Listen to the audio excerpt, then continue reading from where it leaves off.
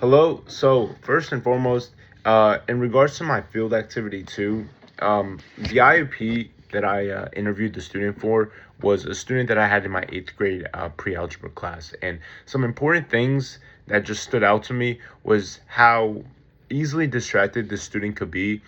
I've noticed that sometimes there were situations in the classroom where I would teach a particular subject and I would notice that the student themselves would need constant stimulation. If they were bored or they weren't understanding the material effectively, they would completely zone out. So my job as an educator was to bring the enthusiasm to the classroom, to find different strategies to where I can potentially motivate the student to want to learn and want to get back on track, and try to find different techniques to where I can bring excitement into the classroom. So just overall, just to protect the student's privacy, I'm just going to label the student as just student A. And first thing I reviewed in terms of academic abilities, the students, they had their academic strengths, but they also had their academic weaknesses as well. As far as grade level goes, they were averaging around a C average, which is decent enough to be classified as the passing rate of that academic course that I was teaching.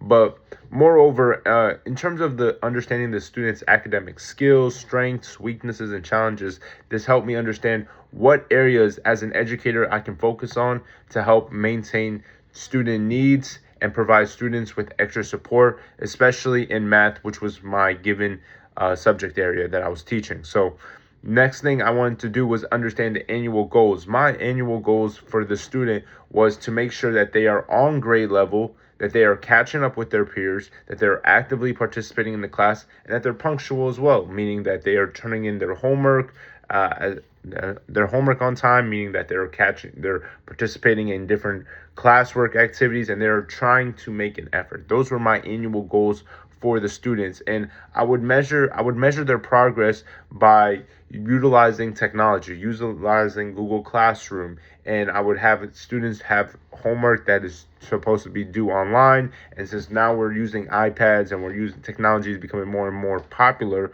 I would use technology for students to turn in their homework assignments and be able to then be able to have calendar reminders on their devices to where they understand what needs to be turned in or not, which I thought would be very beneficial for students who have IEPs. Now, in terms of how I conduct myself in the classroom, I try using a variety of different methods. For instance, I try to use check-in methods where I'll talk to students, I'll check in with them in the middle of class to see what's going on. Are they understanding the information? Are they being able to comprehend what is being instructed in the classroom? So check-in methods were huge. Another method that I like to use is small group instructions, where I will have kids, especially the student with the IEP, work with other peers that can help assist them. Maybe when they interact with another peer that they can get along with, it'll make the transition for them to learn much more effective when they have a friend or a peer that can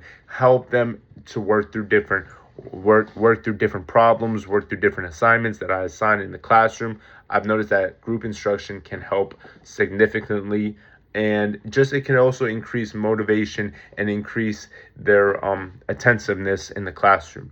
Another thing that I wanted to recall is, if I were a special education teacher, I would add more information about strategies that I think work effective for all students. I was able to conduct a list of strategies that I thought was beneficial for one particular student that I was seeing on a daily basis. But as a special education teacher, if I were to pursue that route, I need to figure out universal strategies that work for all students, as well as determining the type of learning preference students have, and also provide examples that show student progress from following said learning method. And I think this information would be helpful to all teachers in general, because now us teachers are coming up with strategies that we can use to help benefit students. And overall, after reviewing IEPs and allowing my chance, the opportunity to understand the student and understand the importance of collaboration between special education and general education teachers, as an eighth grade pre-algebra teacher, I can